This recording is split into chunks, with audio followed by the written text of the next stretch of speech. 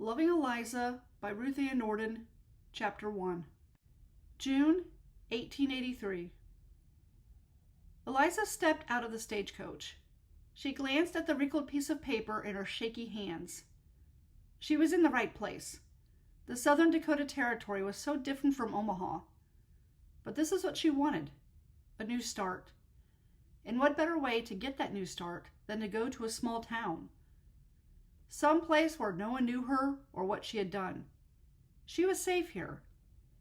Safe to be what she could never be in Omaha, a lady. The two women who had accompanied her on the long journey across the prairie land stood next to her. The dirt road felt wonderfully solid beneath Eliza's feet after the endless swaying of the stagecoach. It especially was welcome after the frequent vomiting from the pretty young blonde who could not tolerate the ride. Eliza was grateful her stomach maintained its strength, though she had almost lost it twice from the foul odor. "I've never been so glad to be anywhere in my entire life," the blonde exclaimed as she wiped her sweaty forehead with a handkerchief. Eliza watched Charity Grooms as her aunt, Bethany Grooms, disposed of the bag of vomit in a trash can by the small general store. Several people lounged about along the street of the dusty town and watched the new arrivals with interest. She wondered if one of them was Melissa Peters. Ignoring them for a moment, Eliza pulled out a mint from her purse and handed it to the 19-year-old. "This'll make your breath fresher," she whispered. "Thank you, Eliza," Charity replied, taking the mint and plopping it into her mouth. "I'm sorry I was such a burdensome companion." "It was better than going through the wilderness alone," Eliza replied. "Well, you are a dear friend in this unfamiliar place." Charity reached out and placed a hand on her arm. "You must come to my new home sometime. My intended promised that he would let me entertain guests. It's the only part of being back east that I'd miss, and it's the only reason I agreed to be a mail-order bride." Eliza nodded, though she honestly didn't think that they had anything in common. Charity was born and raised a lady. She had never put one foot in a God-forsaken place. A man who was probably close to 30 approached the blonde. Eliza stepped back. That must be Ralph Custer, who sent for Charity. Her eyes drifted to his badge. So he was the marshal in town. He took his hat off and asked Charity, "Excuse me, ma'am, are you Miss Grooms?" While Charity's face glowed, Eliza turned her attention back to the paper in her hand. It was good that Charity had a handsome, respectable man to wed. Eliza was happy for her. And by the way Charity's aunt gushed, she was obviously happy with the match too. Eliza needed to find Melissa Peters. Preacher Bill Peters promised that Melissa would be expecting her. All Eliza had to do was go to the address written on the paper. Aware of the way the onlookers watched her, she straightened her hat and picked up her travel bag. It wasn't anything fancy. Nothing like the large trunk Charity and her aunt brought with them. Eliza shook her head. She would not compare herself to them. It did her no good to do so. Just as Preacher Peters said, she needed to find out who she was and be content with that. God had forgiven her, and that was enough. So why did she feel a pit of despair well up in her chest? And why did she feel more alone than she had ever felt in her entire life? She wasn't 14 when her parents died. She was 27, well past her prime. Charity's laughter drifted along the breeze. Eliza shouldn't begrudge the young woman. Charity was 19. She was at a good age, and she was a nice person. Eliza turned and headed down the street. She was used to people staring at her. It came with being a prostitute for 12 years. But she wasn't one anymore. She'd been redeemed. She'd come here for a new start. The past remained in Omaha. No one would ever find out about her background. Ever. Repeating the words in her mind, she passed by the bank when someone stepped in front of her. She gasped and stumbled back. A strong hand caught her by the arm and steadied her so she didn't end up on the ground. She quickly regained her composure and looked into the greenest eyes that she'd ever seen. She blinked in surprise, for they were very beautiful. The man stood in front of her, a foot taller than her, and he had dark brown hair with bangs that fell neatly over his forehead. The man had dressed in a clean blue shirt and black slacks. He even wore a tie and a nice black vest. Considering that he was better dressed than the other man in town, she found him to be a strange curiosity. "Well, you look pretty fancy. Are you getting hitched?" As soon as she said the words, she wished she hadn't. She needed to learn to bite her tongue. "Sorry, mister. I meant no disrespect." She tried to move around him, but he blocked her. She frowned and gave him a good look. She'd had her share of difficult men in her time. She placed a hand on her hip. She didn't care if he was built like a tower. He would not intimidate her. "Well, what do you want with me?" she demanded. He motioned to the letter in his hand. She rolled her eyes. Great. The strong, silent type. "Look, I don't have time for this, mister. I came to find Melissa Peters." When she took another step to the side, he moved with her. She took a deep breath. "You are annoying me." He winced. Her face softened. "I'm sorry. I didn't mean to be harsh. What is it you want me to do? Read that letter?" He nodded and handed it to her. "Well, you could just tell me what's in it," she said. He shook his head and pointed to his throat. "Oh," she said, "I see. You're sick." Not that she believed him. He did not look ill. "Well, it's a good thing for you that I know how to read." He smiled. She hesitantly returned his smile before she read the letter. As she did, it became clear to her that he thought she was the woman who had agreed to come out west to marry him. Well, no wonder he didn't let her go around him. He assumed that she was his mail-order bride. Well, now, that was easy enough. She'd set him straight. "I hate to break this to you, mister, but I'm not Daphne O'Connor. My name is Eliza." She paused. She couldn't recall her last name. It'd been a long time ago when she last used it. "I'm not your bride," she added. He frowned as she handed the paper back to him. "I'm sorry," she began. "I realized she was due to come in on the same stagecoach that I did, but my only traveling companions are over there." She motioned to a very happy-looking Charity and her equally happy-looking aunt. The marshal looked just as pleased. As well they should, she reckoned. They all seemed nice enough. Turning back to him, she shrugged. "Well, I'm sorry. Maybe she'll come in on the next ride." He folded the paper in slow, methodical motions. There didn't seem to be anything else to say, so she took a step around him and headed for the houses lining next to the road. Wilkins Pike was the name of it, and that was the name of the road she needed. To her surprise, the man tapped her on her shoulder. She stopped and stared at him, wondering what in the world he could possibly want now. He motioned to her, and then to himself, and then to the small white building. She nearly dropped her luggage when she realized the building was a church. She shook her head. "I am not Daphne. I'm Eliza. You do understand that, don't you?" He nodded. Now she was more confused than ever. "Well, then what do you want with me?" He pointed to the church again. It was official. The poor man was delusional if he thought that she could be anyone's wife. "Mister," she began, "you'd do much better waiting for that fine young lady who wrote that letter to come off the stagecoach." He shook his head and tore the letter. Gasping, she set her bag down and grabbed his hands to stop him. "Well, now look here. There's no sense in assuming the worst. Something probably delayed her. You just need to be patient." He touched his throat and shook his head. She had no idea what he was trying to tell her. "Well, can't you write down what you want to say?" She picked up her purse and searched through it. "I think I brought a pencil." His hand rested on top of hers. When she looked up at him, he shook his head again. "You can't write?" she guessed. He nodded. She should have been prepared for that. After all, not everyone had formal schooling.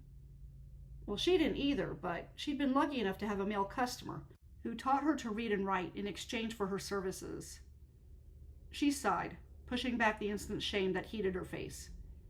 Did it matter how she learned to read and write? The point was she learned it, and she couldn't change the past. Certainly, no one ever had to know about it. The man's gentle touch on her arm broke her out of her thoughts. He motioned again to the church. If he knew, if he only knew her past, then he would never even suggest this. "Mister, I can't. You seem like a really nice man, a good man. At least you let a woman get a word in edgewise. But I'm not meant to be a wife." She smoothed out the piece of paper that Peter Peters had given her. "I am here to find Melissa Peters. She's supposed to live down that way." He nodded and motioned to a little white house that looked comfortably settled between a greenhouse and a brown one. Well, this was good information. "Yes," she said. "I'm here to do housework in exchange for room and board. It's all been arranged. So, you see, I already have something I need to do here." He shook his head at her. She set her hands on her hips. "Well, I don't care if you like it or not. She's expecting me." Ignoring the fact that he waved his arms and shook his head again, she picked up her bag. "I don't care what you think. You're not telling me what to do." She pushed past him and stormed down the road. He had a lot of nerve. She'd have been nice to him, but she could only handle so much. If he didn't want to wait for Daphne, well, that was his problem, not hers. She never agreed to come out here to marry anyone. And the unexpected wave of guilt that rose up from her gut shocked her. She had no reason to feel guilty. It must have been because she spent all of her life trying to please others while doing what they wanted. Oh, those sad eyes. No, she wouldn't give it another thought. He'd be very happy when Daphne finally came. Daphne, she was sure, was a lady, the kind of woman a man could take home to meet his mother, and the kind of woman who could give him a house full of children to carry on his name. Eliza couldn't do either one of those for him. Yes, he was much better off without the likes of her. To her dismay, he followed her. She gave him credit for persistence. Oh well, let him follow. When she arrived at Melissa's house, Melissa could explain the situation to him. Maybe then he'd pay attention. As soon as she made it to Melissa's house, she banged on the door. She didn't mean to be so hard on the poor door, but the man was getting on her nerves with his insistent gesturing. When the door opened, Eliza cleared her throat and quickly adjusted her hat. But as soon as her gaze passed the 40-year-old woman with swollen red eyes to the stack of boxes scattered throughout the parlor, her heart sank. This wasn't going to be good news. "Hello, John," the woman said as she wiped her eyes and nose with a dish towel. "Is this a friend of yours?" Eliza glanced at the man, John, and decided that she would speak for him. "No, ma'am," Eliza said. "I don't know him. Not really. I just met him." She set her travel bag down by her feet and rummaged through her purse. "My name is Eliza. I know a man in Omaha. His name is Preacher Bill Peters, and he told me that he wrote to his cousin, Melissa Peters." She finally retrieved the preacher's letter. She paused and looked at the woman. "You don't match Melissa Peters' description. Do I have the right house?" "Yes," the woman said. "She mentioned you. We sent a letter to Bill 2 days ago. Melissa had a terrible fall down the steps and—" She pressed the towel to her mouth and sobbed. For a moment, Eliza stood in silence, mostly in shock, but partly in sympathy. Turning to John, she saw him nod. He even waved toward a section of land further out of town. She had to squint, but it quickly became clear that he had been pointing to the cemetery during their walk to this house. She released a shaky breath. This definitely wasn't good, for either her or for Melissa. But she gathered that between the two of them, she fared much better. "I'm sorry, ma'am," Eliza softly spoke. "Is there anything I can do for you?" The woman shook her head. "No, thank you." She wiped her eyes again. "My name is Addie Garrison. I was Melissa's friend. We were practically sisters." Eliza simply nodded. Grief from men she was used to, but she had no idea how to comfort a woman. She shifted from one foot to the other. "Well, I'll leave you alone." "Take care," the woman said. "John will be good to you." Eliza's eyes widened as the woman gently shut the door. Then she looked at John. He didn't have to speak for her to understand his remorse. Sighing, she picked up her travel bag and dragged her feet back to the business district of the town, as small as it was. She figured it consisted of a store for grocery items, a barber shop, a workshop for repairing wagons and buggies, or to take care of horseshoes, a church, an auditorium, the one-room jail, and a hotel. At least that was on the main street. Perhaps there were more businesses spread throughout. A glance down a side street showed her the small post office and bank that were in the same building. Another good look showed her a house with a doctor's name on it. So there was more to this town than she originally thought. But still, it was very different from Omaha. She didn't know if she liked that or not. Her options would be limited here. She didn't want to return to Omaha. She could never make a fresh start there. No one would take her seriously as an employee.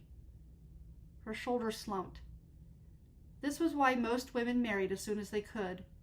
Finding work seemed like a frightening prospect. John reached out and took her elbow in his hand. Why was he still following her? Couldn't he tell that she needed time to be alone and think? But then, he knew the town and the people in it. Maybe he could help her. Do you know where I can find a job? He shook his head and pointed behind her. She glanced over her shoulder and groaned. No, I'm not your mail order bride. I will not go into that church except to worship the good Lord on Sundays. His countenance fell. She couldn't allow the jab of guilt to overtake her good judgment. It was insane to want to marry a man just because he looked hurt. You'll thank me when your Daphne comes.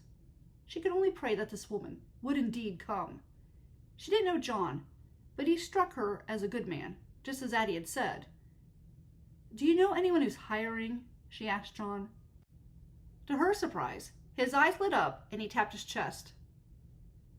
How many times do I have to tell you no? I am not marrying you, she said. He quickly shook his head.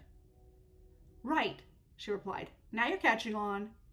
She proceeded down the dirt road, wondering why a group of men had congregated outside the building across the road to stare at them. Was it so unusual for an unmarried woman to be seen with an unmarried man? Or maybe it was because she was a stranger. Yes, that was probably it. They didn't recognize her, so naturally they were curious.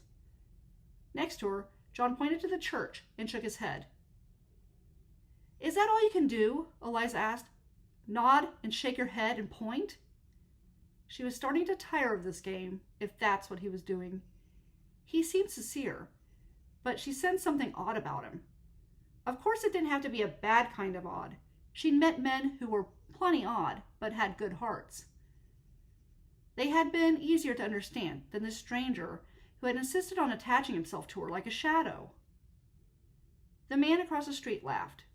At the corner of her eye, she realized that all of the men were laughing at John, and she wondered why. John, however, didn't seem to notice. Instead, he pointed to her, formed the word work on his lips, and then tapped his chest again. You're talking about a job, not marriage. You need someone to work for you? She asked. He smiled and nodded with the enthusiasm of a little boy in a candy shop. She stopped and turned to him. What kind of job? He furrowed his eyebrows and frowned, as if debating what to say. Then he snapped his fingers and led her to the general store. Now she was speechless. What was he doing? Surely a man as odd as him didn't own the general store, especially since store owners needed to actually talk to their customers. John did not strike her as the social type at all. A man who appeared to be the owner was talking to a plump woman who examined several bags of sugar. He glanced up. Howdy, John. John smiled and waved. The woman turned and gave a nod. Good afternoon. The owner turned his attention to Eliza. I'm Frank Garrison. This is Molly Ritchie, and that is John Evans. Eliza wondered why the owner felt the need to tell her John's name. Well, maybe he was odd too. She glanced out the window and saw that the group of men had made their way across the street and were listening to everything they were saying inside the store. Had the door not been left open, those men would not have received the pleasure of hearing anything. Those men weren't right either. Maybe the entire town was odd. Keenly aware of their audience, she said, I'm Eliza. Eliza what? The woman asked.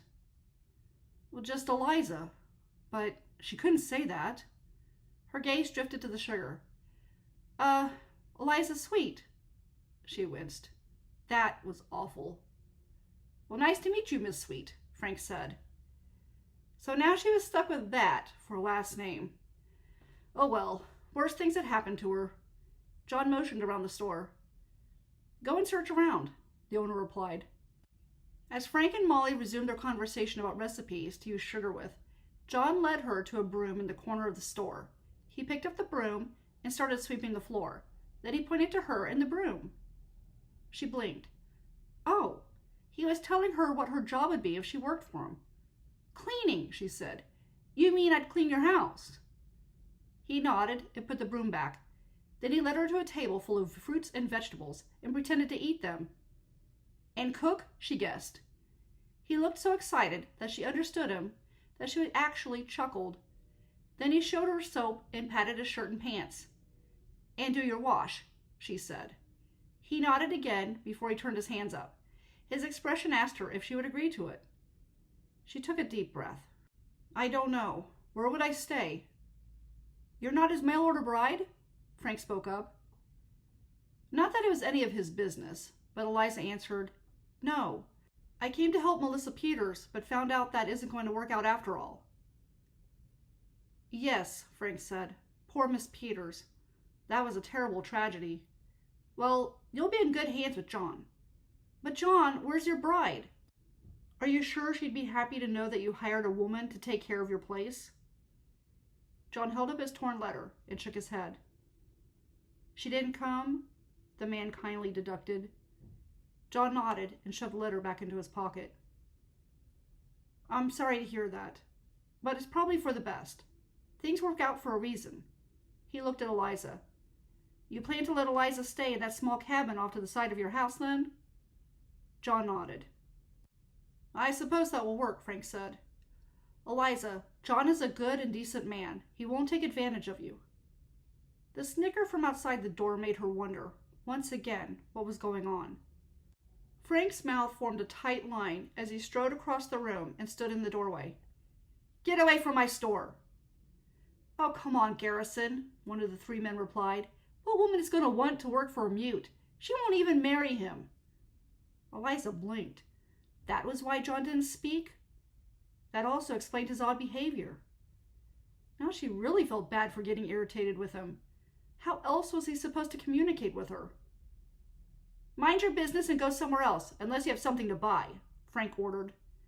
We're going, the men grumbled, but left. Frank returned, his face showing his displeasure. I'm sorry about that, John. Before Eliza had a chance to look at John, Frank approached her. Eliza, I assure you that John is an honest, God-fearing man. He won't steer you wrong, and he could use a woman's help out there. He spends so much time making furniture that he tends to neglect his place. You make furniture? Eliza asked John. And he fixes and repairs people's homes, the man added. He does a lot of good here. She believed Frank, and she'd had enough dealings with men to know that John would not take advantage of the situation. In fact, his type often got taken advantage of. Well, she had wanted a fresh start, and though this wasn't exactly how she planned it, she supposed that this was just as well. All right, she told John, but I'm not marrying you. You still have to wait for that bride of yours. John seemed content with that, so she figured they wouldn't have any problems. But on the way out of the store, one look at the group of men made her aware that problems were going to be inevitable. The question was, just what kind of problems?